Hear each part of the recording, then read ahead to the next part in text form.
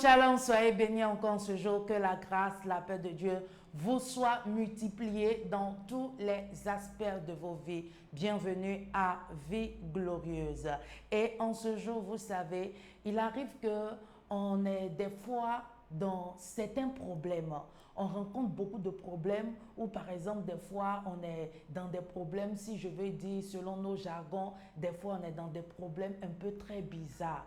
Au lieu de demander à Dieu la solution, par contre, on dit à Dieu, Seigneur, enlève-moi de là. Ou bien soit on demande à Dieu soit de détruire ce problème-là, ou bien soit d'enlever ce problème, soit on dit toutes les choses à Dieu sans pour autant demander à Dieu de nous donner la solution. Et nous allons prendre en ce jour,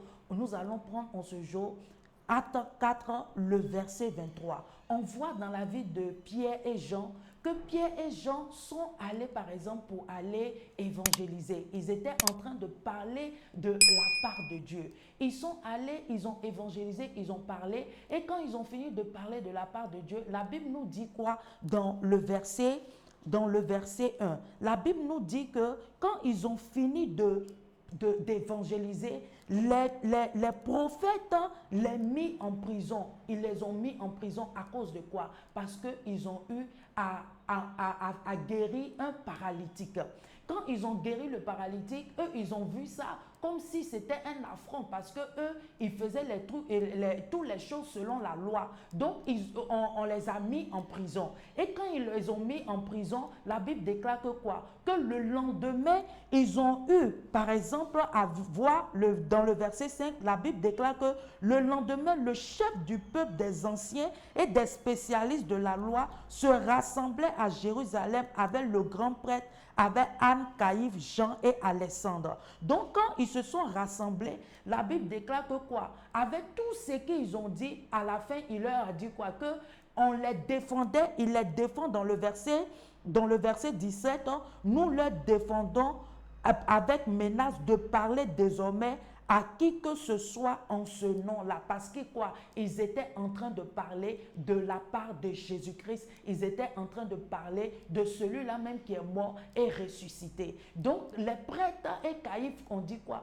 Qu'ils allaient les défendre de parler de Jésus-Christ afin que le peuple soit guéri, afin que le peuple soit dans l'abondance, afin que le peuple connaisse réellement la vérité. Mais la Bible nous dit quoi? Que Pierre et Jean, dans le verset 23, par contre, quand ils se sont retournés, la Bible déclare que une fois relâchés, Pierre et Jean allaient trouver et leur rencontraient tout ce que les chefs, les prêtres et les anciens leur avaient dit. Et la Bible nous dit dans le verset 24 qu'après avoir écouté Pierre et Jean, ils se sont mis à quoi? En premier, à prier. La prière qu'ils ont adressée à Dieu, ils ont dit quoi? Maître, tu es le Dieu qui a créé le ciel, la terre, la mer et tout ce qui s'y trouve. Dans la prière, au même moment, la première prière, ça là, ils étaient en même temps d'adorer Dieu, de montrer à Dieu comment il était bon. Et à la suite, ils ont fait quoi? Ils ont exposé le problème à Dieu. Ils ont parlé à Dieu. Ils lui ont dit quoi? Ils disent que c'est toi qui as dit par le Saint-Esprit, par la bouche de notre Père, ton serviteur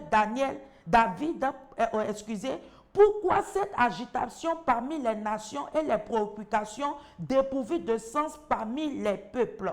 Donc ici, ils étaient en train de faire quoi? D'exposer le problème à Dieu. Ils étaient en train de lui exposer le problème précis à Dieu. Et automatiquement, le troisième point, ils ont fait quoi? Ils ont demandé quoi? De l'aide à Dieu. Dans le verset 26, ils ont dit, le roi de la terre se sont soulevés et les chefs se sont ligués ensemble contre le Seigneur et contre celui qui a désigné par onction. Il est bien vrai que Hérode et Pilate se sont ligués dans cette ville avec les nations et les peuples d'Israël contre ton saint serviteur Jésus. Tu as consacré par onction. Ils ont accompli toute ta main, que ta main et ta volonté avaient décidé d'avance. Et maintenant, Seigneur, sois attentif à leurs menaces et donne à tes serviteurs d'annoncer la parole avec une pleine assurance. Donc ici, quoi, ils étaient en train de demander à Dieu de l'aide. Ils étaient en train de demander à Dieu de l'aide, la solution.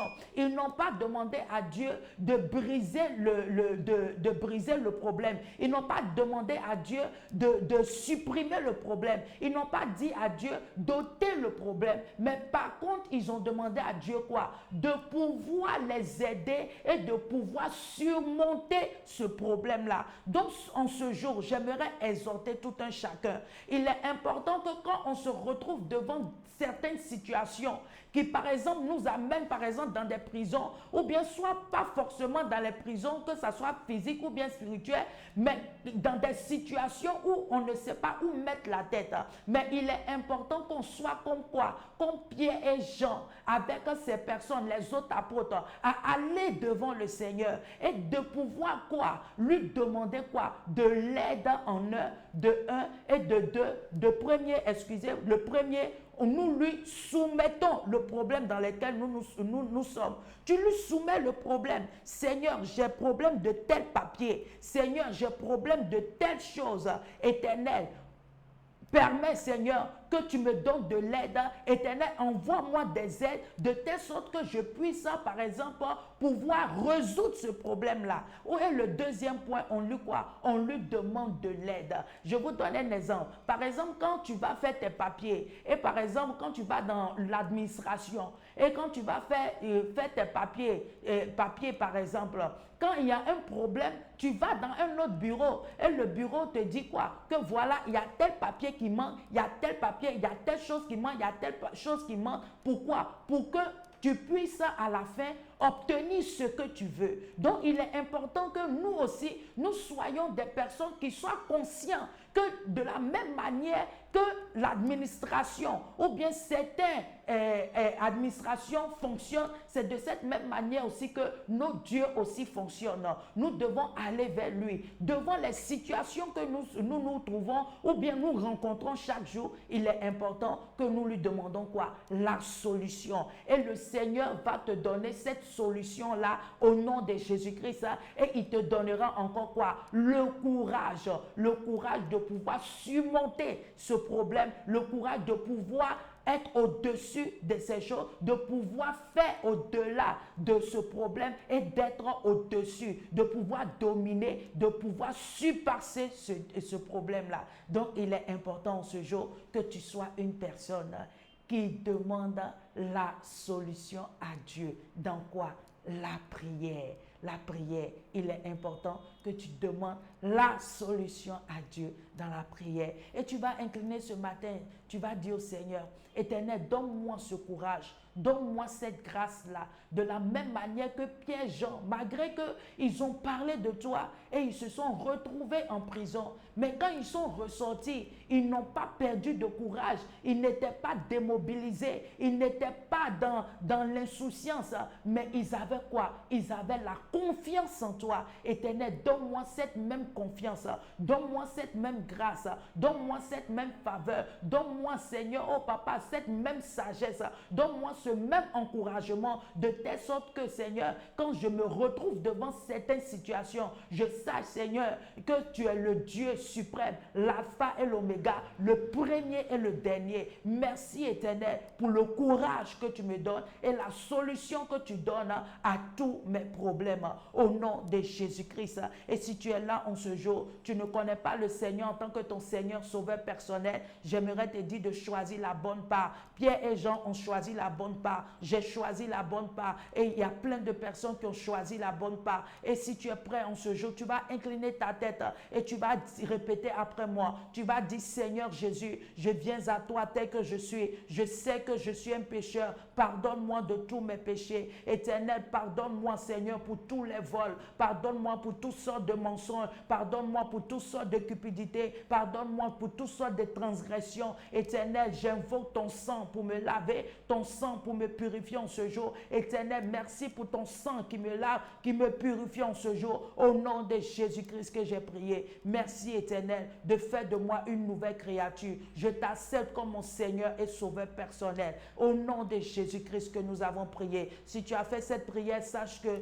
tu es béni et la grâce de Dieu est avec toi. Si tu as besoin d'un conseil, tu peux nous laisser un message ou bien tu nous laisses soit en commentaire ou bien en messenger. Sois béni. C'était Vie Glorieuse avec Essena Moti. N'oubliez pas de partager, de liker, de commenter et d'inviter vos amis. Soyez bénis et à très bientôt.